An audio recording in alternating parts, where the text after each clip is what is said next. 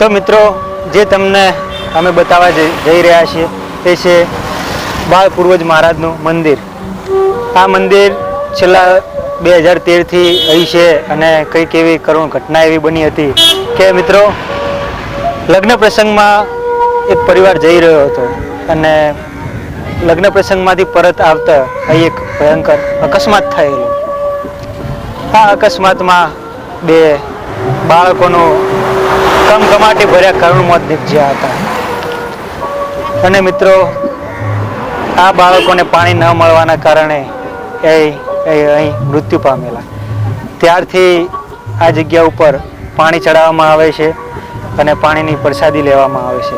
તો મિત્રો બાળ પૂર્વજ મહારાજના તમે દર્શન કરી શકો છો। અને બીજી વાત એ કે બાળ પૂર્વજનું અહીં મંદિર બનાવેલું છે અને આ મંદિરમાં તમે કોઈ પણ તમે માનતા માનો તે તમારી ફળીપૂર્ણ થાય છે અને એ તમારી માનતા શ્રદ્ધાપૂર્વક પરિપૂર્ણ થાય છે। અહીં મિત્રો રવિવારના દિવસે હજારો માણસો અહીં પાણી ચડાવવા આવે છે અને પોતાની માનતા માનવા આવે છે। માનતામાં ફક્ત અહીં પાણી જ ચડે છે અને દરેક જણ અહીં પાણી ચડાવી અને પોતાની માનતા પૂર્ણ કરી અને એક અહોભાગ્ય ગણે છે પોતાની જાતને। અને રવિવારના દિવસે અહીં ઘણી બધી પબ્લિક હોય છે। રવિવારના દિવસે પણ આડા દિવસે પણ આપણે કહીએ રવિવારના સિવાય અલગ દિવસો તો અલગ દિવસે પણ અહીં ઘણી બધી પબ્લિક હોય છે, જે મેં તમને આગળ વિડીયોમાં બતાવ્યું હતું। અહીં ઘણી બધી પબ્લિક આવતી હોય છે અને પોતાની માનતા માનતી હોય છે। તો અહીં થોડા મિત્રો હોય તો એમના દ્વારા આપણે જાણીશું કે ખરેખર શું બનાવ બન્યો હતો અને આખી વાત શું હતી।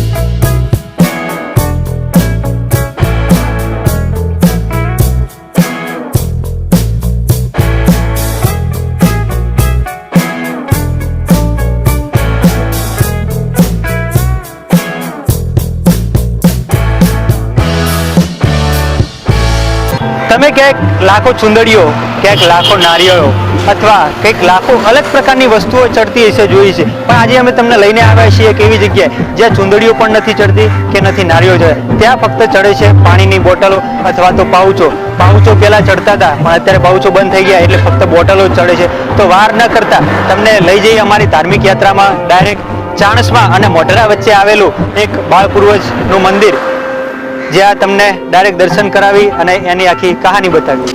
વાત માનવામાં આવે નહીં પણ માનવી એ જરૂરી છે, કારણ કે કોઈને એમ કહીએ ને કે ભાઈ લાખો પાણીની બોટલો છે તો કોઈ માને નહીં, પણ મારી પાછળ તમે જોઈ રહ્યા છો 1-2 હજાર નહીં, 1-2 લાખ નહીં પણ લાખોની સંખ્યામાં પાણીની બોટલો છે।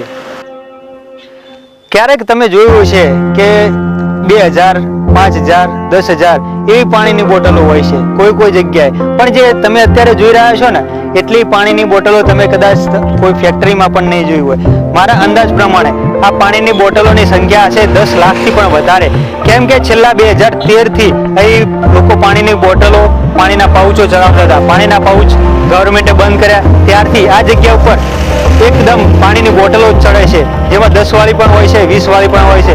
મારા અંદાજ પ્રમાણે વધારે તો હું નથી કહેતો પણ 10 લાખથી વધારે પાણીની બોટલો અહીં છે। જે જૂની બોટલો છે એ પાછળ છે, આ બધી અમુક જે છે એ નવી બોટલો છે, પણ તમે બોટલોનો પહાડ તમે જોઈ શકો છો કે કેટલી બધી બોટલો છે। બોટલો જોતા પ્રમાણે તમને ખ્યાલ આવતો હશે કે અહીં જે મહાત્મા કહેવાય એ કેટલું બધું મહાત્મા છે અને આગળ શું ઘટના બની છે આ જગ્યા ઉપર, એને હું તમને આગળ માહિતી આપું કે આ એક એવી કરુણ ઘટના બની હતી આ જગ્યા ઉપર, જેથી કરી અહીં પૂર્વજનું મંદિર બનાવવું પડ્યું અને અહીં દરેકની મનોકામના પૂર્ણ થાય છે।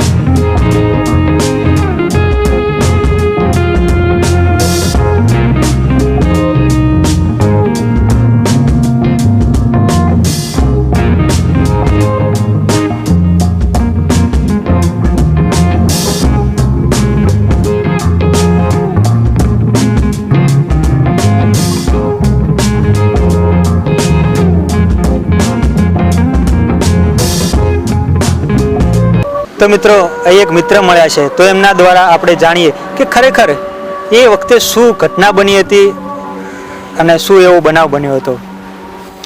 ટાઈમ એવો હતો કે જે એક્સપાયર થયા અને જે આ મંદિર બન્યું છે એ અમારા બાપાના દીકરા થાય મોટા, અને આમ અમારા મમ્મીના ભાઈના છોકરા થાય રહ્યા જીતુભા, અને એ લોકો ગુંજાળાથી જાનમાં જતા હતા રામપુરા, અને અહીંયા એ લોકો રિક્ષામાં જતા હતા બધા, અને છોકરાઓ એવું કહેતા હતા કે પાણી પીવું છે.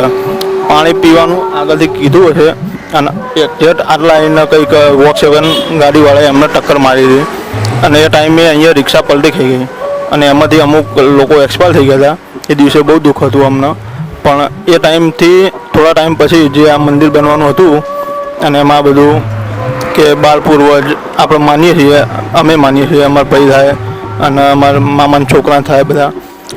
એ ટાઈમે એક જ ટાઈમ હતો કે બપોરે, ટાઈમ તો એક્ઝેક્ટ ખબર નહીં, પણ એ ટાઈમે એવું હતું કે અમારો ફોન આવ્યો હતો કે આવું થયું છે, એટલે અમે તાત્કાલિક ત્યાંથી બધા અહીંયા હાજર થયા હતા અને તે ટાઈમે એક્સપાયર થઈ ગયા હતા બધા. બસ એટલું ખબર છે. તો વિચાર કરો મિત્રો કે ભાઈ લગ્નનો માહોલ હશે અને આવા લગ્નના માહોલમાં આવું કરુણ ઘટના બની હશે, તો એ પરિવાર ઉપર શું વીતી હશે અને એ બાળકો ઉપર શું વીતી હશે. તો આ ઘટનામાં અહીં આ જગ્યા ઉપર જે મંદિર, ત્યાં આ બે લોકો જ ઓફ થઈ ગયા હતા કે બીજા થઈ ગયા હતા? 6 જણા હતા, 5 થી 6 જણા એક્સપાયર થઈ ગયા.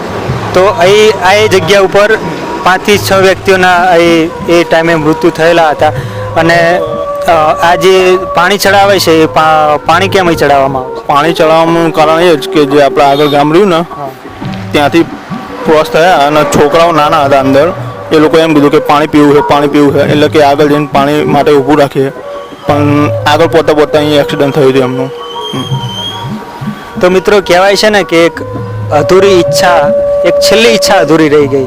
તો મિત્રો આપણે ઘણી બધી વાર્તાઓ સાંભળી છે કે ભાઈ આ રીતે થયું હતું, આ રીતે થયું, પણ આજે શું નામ આપણું? તો આજે મહેન્દ્રસિંહ એમના જ પોતાના જ પરિવારના છે કે એમના કાકાના દીકરા થતા બાપાના? આમ મારા મામા થાય અને આમ કઈ થાય. હા, બે જે મિત્રો એવો થઈ ગયા હતા એ એમના પોતાના જ પરિવારના હતા, એટલે જે સાચી હકીકત કહેવાય એ સાચી હકીકત આજે આપણે મહેન્દ્રસિંહ જોડેથી આપણે સાંભળવા મળી છે કે ખરેખર એ વાતમાં તથ્ય શું હતું ને સાચી હકીકત શું હતી. કેમ કે અત્યાર સુધી આપણે જે વાતો સાંભળી એ તો કોઈની બનાવેલી અથવા તો કોઈની આડકતરી રીતે કરી, પણ જે આજે સત્ય હકીકત કહેવાય એ આજે મહેન્દ્રસિંહ જોડેથી આપણને સાંભળવા મળી. તો મહેન્દ્રસિંહ તમારો ખૂબ ખૂબ આભાર. બીજું કંઈ કહેવા માગો છો તમે?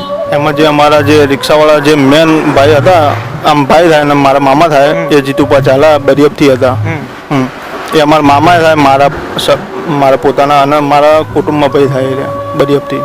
અને એમાં બીજા જે છોકરાઓ હતા નાના નાના એ ગુંજાળાના હતા બધા, અને એ બી અમારા મામા થાય મારા કુટુંબમાં, એવી રીતે હતા બધા. આથી બહુ ટાઈમ જે ટાઈમ થયો એ ટાઈમે અમે પણ એક પ્રસંગમાં હતા અને આવી રીતે ઘટનાનો ફોન આવ્યો અને અમે ત્યાંથી તરત દોડીને અહીંયા પહોંચ્યા હતા એ ટાઈમે. તો મિત્રો કંઈક આ રીતે આ મંદિરનું એક મહાત્મા રહેલું છે કે આ રીતના કંઈક ઘટના બની હતી અને આ રીતે આખો આ જગ્યાનો ઇતિહાસ છે.